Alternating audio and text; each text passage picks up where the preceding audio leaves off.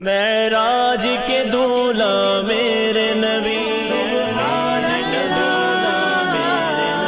معراج کے دولہ میرے نبی۔ حضرت ابو ہریرہ رضی اللہ تعالیٰ عنہ سے مروی حضور کا یہ فرمان بھی سنیے جو صحیح بخاری مسلم میں ہے، من صام رمضان ایمانا و احتسابا غفر له ما تقدم من ذنبہ، جو محاسبہ نفس کے ساتھ اور ایمان کے ساتھ روزے رکھتا ہے اللہ تعالیٰ اس کے پچھلے سارے گناہ معاف فرما دیتا ہے، اس کے دامن پہ گناہ کا ایک دھبا بھی باقی نہیں رہتا۔ یہ کرم نوازیاں ہیں۔ حضور علیہ السلام ماہ سیام سے قبل خطبہ دیا کرتے تھے صحابہ کو، اور ماہ سیام کا استقبالیہ خطبہ دے کے ان کو ماہ سیام کو کیسے گزارنا ہے اس کی تعلیم دیا کرتے تھے۔ آج یہ خطبہ جو حضور نے ارشاد فرمایا وہ آپ کے سامنے رکھوں۔ حضور نے ارشاد فرمایا، لوگو تمہارے اوپر ایک مہینہ جلوہ فراز ہو رہا ہے جو بہت بڑا مہینہ ہے، بڑا عظیم مہینہ ہے، جو مبارک مہینہ ہے۔ وہ ایسا مہینہ ہے جس کے دامن میں ایک رات ایسی ہے جو 1000 مہینے سے بہتر ہے۔ جعل اللہ صیامہ فریدہ، اللہ نے اس مہینے کے روزے کو فرض بنایا، وقیام لیلۃ تطوعا، اور اس کی رات کے قیام کو نفل بنایا۔ من تقرب فیہ بخصلۃ من الخیر کان کمن ادی فریضۃ فیما سواہ، اور جس نے کوئی اس مہینے میں بھلائی کی تو وہ ایسے ہے کہ جس طرح اس نے فریضہ ادا کیا۔ اگر کسی نے نفل ادا کیا تو ایسے ہے جس طرح اس نے فرض ادا کیا۔ وَمَنْ أَدَّى فَرِيدَةً فِيهِ كَانَ كَمَنْ أَدَّى 70 فَرِيدَةً فِيمَا سَوَاهُ، اور جس نے اس مہینے میں ایک فرض ادا کیا اللہ تعالیٰ اس کو 70 فرضوں کا ثواب عطا کرتا ہے۔ وہ ایسا ہے جس طرح اس نے 70 فرائض ادا کیے۔ وَهُوَ شَهْرُ الصَّبْرِ، وہ صبر کا مہینہ ہے۔ وَالصَّبْرُ ثَوَابُهُ الْجَنَّةُ، اور صبر کا ثواب جنت ہے۔ وَشَهْرُ الْمَوَاسَاتِ، ایک دوسرے سے پیار کرنے کا، ہمدردی کرنے کا مہینہ ہے، دکھ بانٹنے کا مہینہ ہے، لوگوں سے محبت کرنے کا مہینہ ہے۔ وَشَهْرٌ يُزَادُ فِيهِ رِزْقُ الْمُؤْمِنِ، یہ وہ بابرکت مہینہ ہے جس میں مومن کا رزق بڑھا دیا جاتا ہے۔ مَنْ فَطَّرَ فِيهِ صَائِمًا، جس نے اس مہینے کے اندر افطار کروایا کسی شخص کو، روزہ دار کو، کَانَ لَهُ مَغْفِرَةً لِذُنُوبِهِ، اللہ تعالیٰ اس کے گناہ معاف فرما دے گا اور اس کو جہنم کی آگ سے آزاد کر دے گا۔ وَكَانَ لَهُ مِثْلُ أَجْرِهِ، اور روزہ رکھنے والے کو جتنا اجر ملا روزہ افطار کروانے والے کو بھی اتنا ہی اجر دیا جائے گا۔ مِنْ غَيْرِ أَنْ يَنْتَقِصَ مِنْ أَجْرِهِ شَيْئًا، روزہ رکھنے والے کے اجر میں کسی کمی کے بغیر، اس کے اجر میں بھی کوئی کمی نہیں ہوگی، اور روزہ افطار کرانے والوں کو بھی پورا پورا اجر دے دیا جائے۔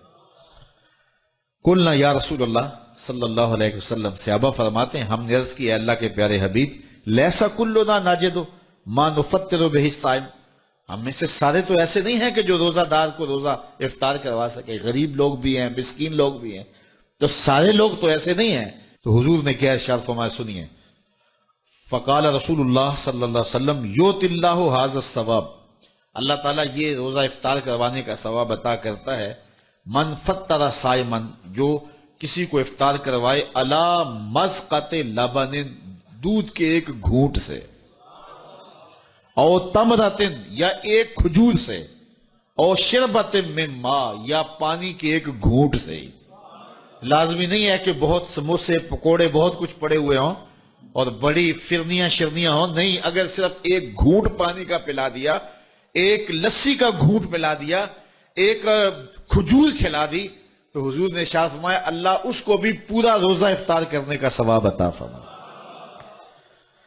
اور آگے فرمایا وَأَشْبَعَ صَائِمًا، اور جس نے سراب ہو کے کھلایا، اس کو صحیح پوری فل افطاری کروائی، تو اس کا اجر کیا، سَقَاهُ اللَّهُ مِنْ حَوْضِي شَرْبَةً لَا يَظْمَعُ حَتَّى يَدْخُلُ الْجَنَّةَ، حضور فرمایا اللہ اس کو حوض کوثر سے جام پلائے گا یہاں تک کہ وہ جنت میں داخل ہو جائے گا، اور جنت میں داخل ہونے تک 50,000 سال کا دن ہوگا، اس کو دوبارہ پیاس بھی نہیں لگے گی۔ جب جام کوثر مل گیا، جس نے ایک گھونٹ میں پی لیا، اس کو پھر پورا حشر کا دن پیاس نہیں لگے گی۔ وَهُوَ شَهْرٌ أَوَّلُهُ رَحْمَةٌ، فرمایا یہ وہ مہینہ ہے جس کا پہلا عشرہ رحمت ہے، وَأَوْسَطُهُ مَغْفِرَةٌ، اور جس کا درمیان والا حصہ مغفرت ہے، وَآخِرُهُ عِتْقٌ مِّنَ النَّارِ، اور آخری عشرہ جہنم سے آزادی کا پروانہ ہے۔ اور آگے ارشاد فرمایا وَمَنْ خَفَّفَ عَنْ مَمْلُوكِهِ فِيهِ، جس نے اپنے مزدور کو، اپنے غلام کو، اپنے ملازم کو، اپنے ماتحت کو نرمی کی، اس سے تھوڑا کام لیا، غفر اللہ لہو وآتقہ من النار، اللہ اس کے گناہ بھی بخش دے گا اور اس کو جہنم کی آگ سے آزادی بھی عطا فرمائے۔ تو یہ وہ بابرکت مہینہ ہے جو اللہ کی رحمتوں اور کرم نوازیوں کا نور ہے۔ حضور علیہ السلام نے ارشاد فرمایا لِكُلِّ شَيْءٍ زَكَاةٌ وَزَكَاةُ الْجَسَدِ الصَّوْمُ، ہر شے کی زکوٰۃ ہوتی ہے، جسم کی زکوٰۃ روزہ ہے۔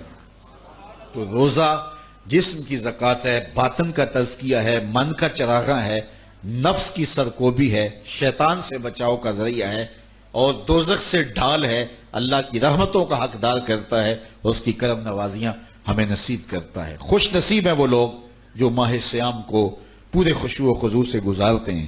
باپ کا انتقال حضور کے اس دنیا پہ قدم رکھنے سے پہلے ہی ہو گیا تھا، ابھی شکم مادر میں تھے کہ حضرت عبداللہ کا انتقال ہو جاتا ہے۔ در یتیم پیدا ہوئے، 6 سال کی عمر میں ابوا کے مقام پر ریت کے ٹیلے آئے تو وہاں سیدہ آمنہ کی طبیعت خراب ہو گئی، اور پھر لمحے بھی زندگی کے آخری ہیں۔ سیدہ آمنہ نے محسوس کر لیا کہ یہ میری آخری سانسیں ہیں۔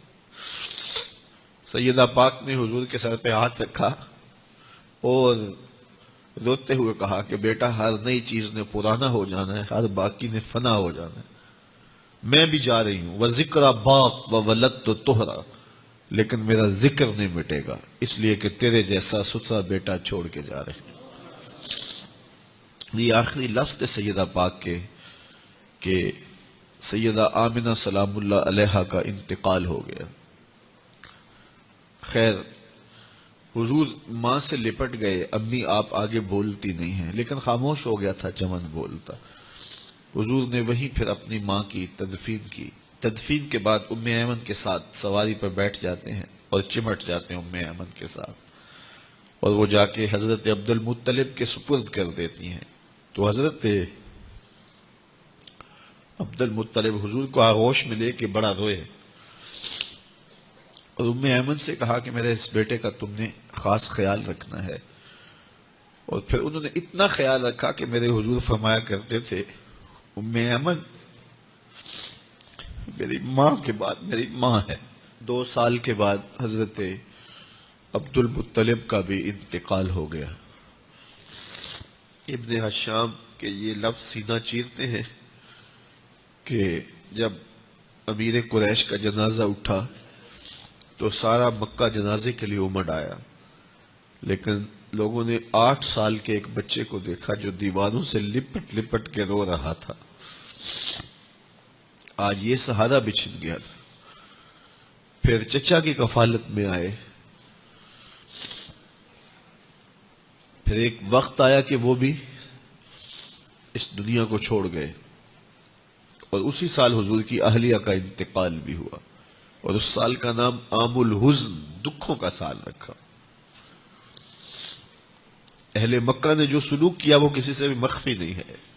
پتھر مارے، گڑھے کھودے، کانٹے بچھائے، اجریاں ڈالی، اپنے گھروں کے کوڑے لا کے حضور کے گھر کے سامنے رکھ دیے۔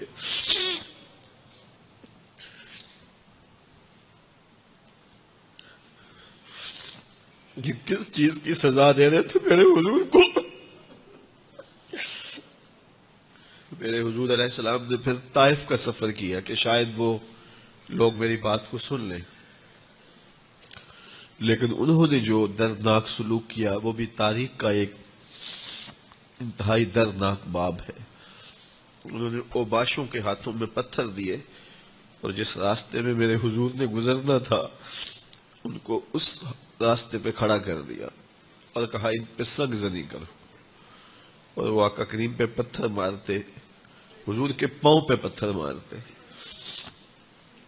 آقا کریم علیہ السلام پاؤں اٹھاتے تو وہ دوسرے پاؤں پہ مارتے، پھر حضور شدت درد سے بیٹھ جاتے تو ان کے دو غنڈے دائیں بائیں سے آگے بڑھتے اور حضور کو کندھوں سے پکڑ کے اٹھاتے، پھر سنگ بازی کرتے۔